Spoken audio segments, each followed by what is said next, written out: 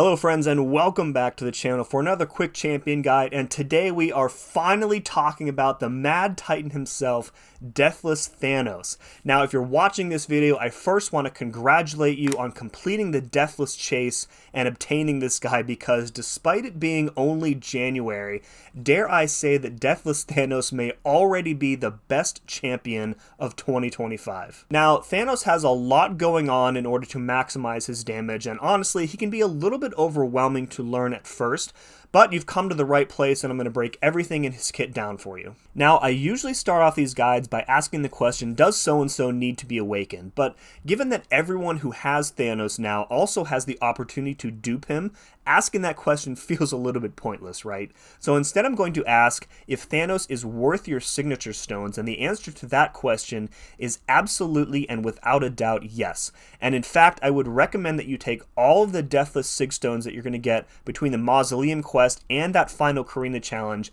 and put them into him immediately. So let's go ahead and take a look at his signature ability, which has 3 different bullet points to it. So the first point here says that his personal effects will expire up to 40% more slowly. Now when it comes to Thanos, the relevant effects in this list include his Fury buffs, Armor Break and Armor Shatter debuffs, Corrosion, which is a new type of damage over time, a Panic debuff, and a Genesis passive, which is kind of like a lifesteal effect. Now I realize that some of these don't make much sense now, and they will later, but the key takeaway here is that a high or max signature ability dramatically increases Thanos' damage output, his survivability, and lengthens the damage phase before you have to re-ramp. Now the second point here allows him to start the first fight in a quest with 30 of his Necrotic Energy, and this energy is used to fuel his abilities during a fight. Starting with 30 allows him to ramp much faster. Now in questing, this is not too useful because again it only works on the first fight, but in a mode like Alliance War, bringing Thanos for one fight or a boss and taking advantage of it will be very useful, and it will allow him to start every fight as an attacker in Battlegrounds with this energy, which is really helpful to him. So this last point here I don't really want to touch on too much because it's much more for defensive purposes, and it doesn't scale, but it increases the potency of his protection passives based on his stored energy. So Thanos will gain these passives when his health drops below certain thresholds during the fight, and they're really designed to prevent him from being nuked down by like a super high damage special attack. Alright, with all that out of the way, let's jump right into some gameplay. Alright, the very first thing that you need to know about Deathless Thanos is his Necrotic Energy. And again, you'll see that in this fight we're starting with 30 because this Thanos is max sig, and it caps at 60 total. Now you're going to gain 1 energy each time you land a hit, and this energy fuels various abilities throughout the fight, so you'll want to keep an eye on it as you go.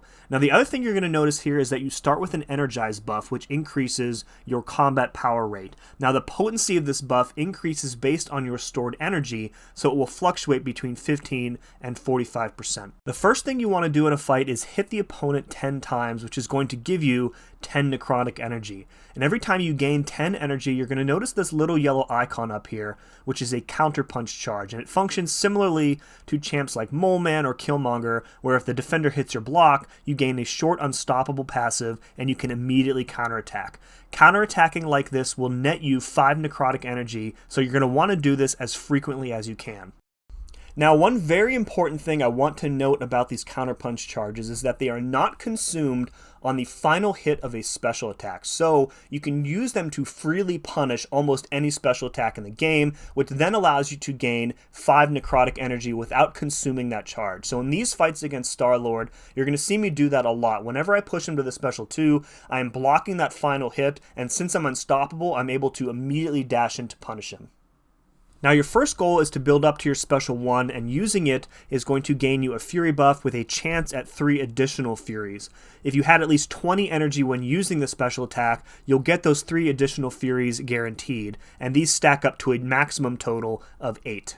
Now from here you kind of have 2 options, and the one that you go with is going to largely depend on the health pool of the defender you're facing. Option 1 is to go for a second special 1 to get 4 additional Furies, getting you to that maximum of 8, and option 2 is to go right to your special 2. Now in a short fight, either option is going to be pretty effective, but in medium and long fights you definitely want to get all 8 Furies because they are very potent and they're going to speed up the fight for you significantly. You can see that in this fight we've opted for that second special 1 in order to maximize our damage output.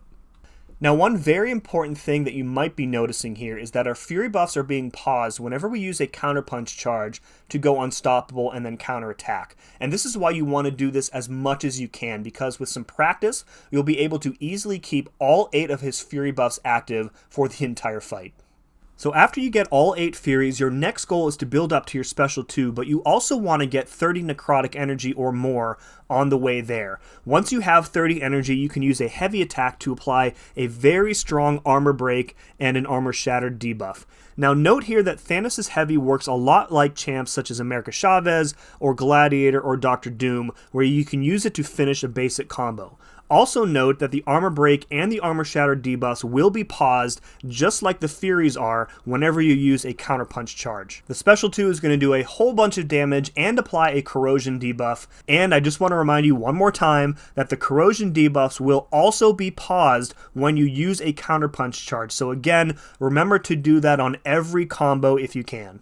Now at this point the fight is either over or about to be over, but if not, just continue to keep all your effects paused and keep firing off special 2s for that big damage. Alright, I want to show you a fight in real time, but let's up the ante a little bit with this Star-Lord who has over 1,000,000 health, no boosts, no synergies, just inevitability.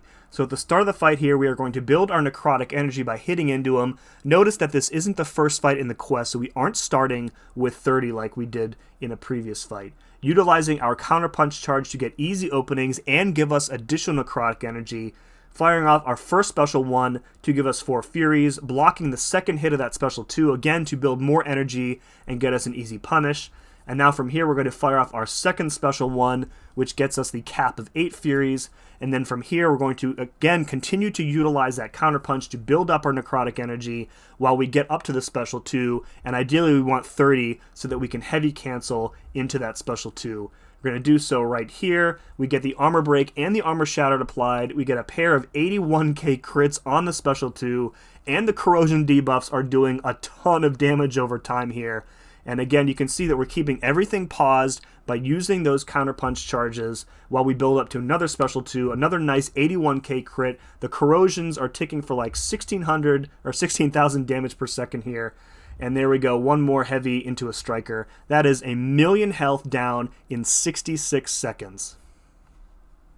Okay, real quick, let's review the damage rotation. So at the start of the fight, you want to hit the opponent 10 times, and that's going to gain you a counterpunch. That's also going to gain you 10 necrotic energy. Use the counterpunch to gain additional necrotic energy and get yourself easy openings. You can also use it to punish special attacks as well. Use your special 1 to gain Fury buffs. You want to have 20 or more energy to get the guaranteed 4 Furies, and in a medium or long fight you want to do this step twice to get the maximum of 8 Furies. Then you want to build up to 30 necrotic energy, use your heavy to apply the armor break and the armor shattered, and then you want to spam your special 2 for big damage. Meanwhile, keep everything paused via those counterpunch charges that you should be gaining every 10 hits. Alright, so in this fight I want to show off a different rotation that you can do in Battlegrounds, provided that your Thanos is high or max sig. So we have an Iron Man Infinity War here, a BG size health pool, 300k, and we're going to start this fight off a little differently. Because we have the 30 guaranteed necrotic energy at the start of the fight, we can go right into a combo with a heavy attack and apply that armor break and the armor shattered right away, which is going to increase our damage output for the rest of the fight. From here we're doing pretty much the same thing, using the counterpunch charges to gain additional energy, fire off a single special 1 to build up 4 Fury buffs, and you can see at this point he's almost half dead.